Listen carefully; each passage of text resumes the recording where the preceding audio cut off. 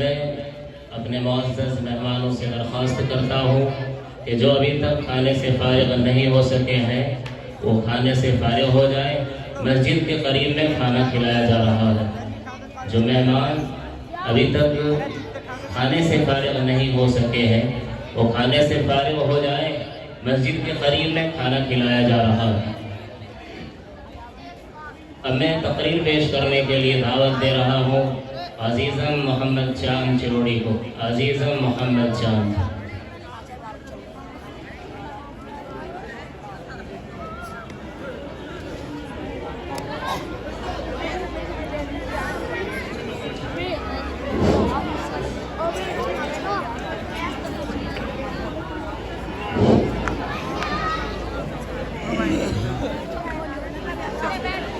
نحمده ونصلي على رسوله الكريم أما بعد فأعوذ بالله من الشيطان الرجيم بسم الله الرحمن الرحيم فلعلك باخع نفسك على آثارهم إن لم يؤمنوا بهذا الحديث أسفا صدق الله العظيم وقال رسول الله صلى الله عليه وسلم لقد أوذيت في سبيل الله وما يؤذى أحد أو كما قال عليه الصلاة والسلام۔ معزز سامعین کرام، صدر محترم حاضر جلسہ، اسٹیج پر رونق افروز بزرگان دین، آج میں آپ لوگوں کے سامنے اس جلیل القدر،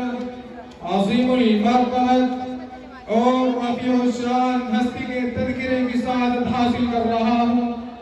جو ایک طرف تاریخ انسانی کا سب سے بڑا ہمدرد،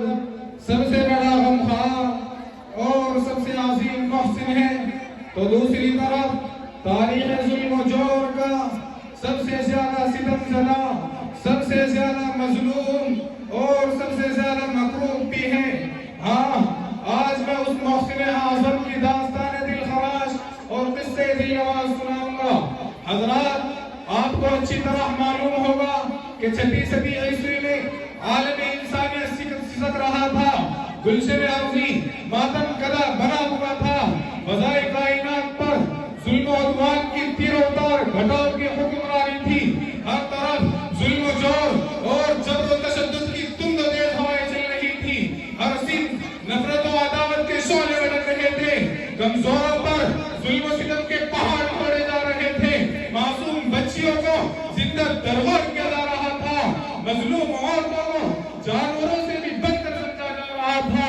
غرض یہ کہ انسان وحشی درندہ بن چکا تھا اور انسانیت تباہی اور بربادی کے آخری نشان تک پہنچ چکی تھی کہ اچانک رحمت خداوند کی جوش میں آئی اور عرب کے تپتے ہوئے صحرا میں اس نبی امی کا ظہور ہوا جو سارے جہاں کا درد اپنے دل میں سے لیتے ہوئے تھا، جو خنجر چلے کسی پہ تڑپتے ہیں نبی کا مزداد تھا، جو انسانیت کا غمخوار، مظلوموں کا مددگار، یتیموں کا والی، غلاموں کا مولا تھا۔ چنانچہ اس ذات مقدس نے ان تمام ظلم و ستم کے خلاف علم بغاوت بلند کیا،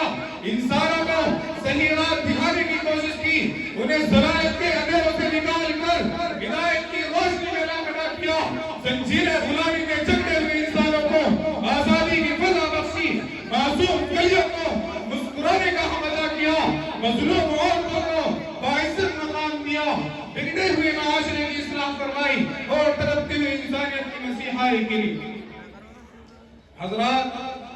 ایسی عظیم ہستی، ایسی مقدس ہستی، ایسی بابرکت ہستی، ایسی پاکیزہ ہستی جو اس قابل تھی کہ اسے سینے سے لگایا جاتا، اسے پلکوں میں بٹھایا جاتا، اس کے پاکیزہ جذبات کا احترام کیا جاتا، اس کے مقدس پیغام کو سمجھا جاتا، اس کی بے چینی اور طلب کو محسوس کیا جاتا، مگر یہ خود غرض دنیا، انسانیت کی دشمن دنیا، ظلمت کی پرستار دنیا، وحشت و بربریت کی ماری ہوئی دنیا، یہ کیوں کر برداشت کر سکتی تھی؟ اسے کیوں کر صبر و شکیبائی حاصل ہو سکتی تھی؟ چنانچہ یہ چرخنی نفام اس بات پر شاہد و عادل ہے کہ جب وہ عالم کا مسیحا، انسانیت کا غمخوار، مظلوموں کا مددگار،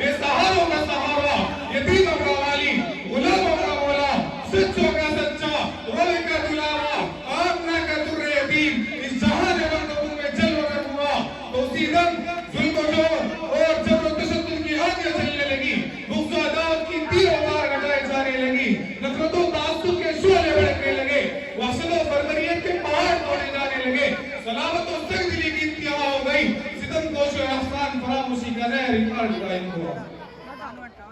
حضرات، اگر آج مجھ سے سوال کیا جائے کہ بتاؤ تاریخ انسانی کا سب سے بڑا ہمدرد، سب سے بڑا غمخوار کون تھا، کس کے سینے میں سارے جہاں کا درد تھا، کس نے انسانیت کو حیات نو بخشی تھی، تو میں کہوں گا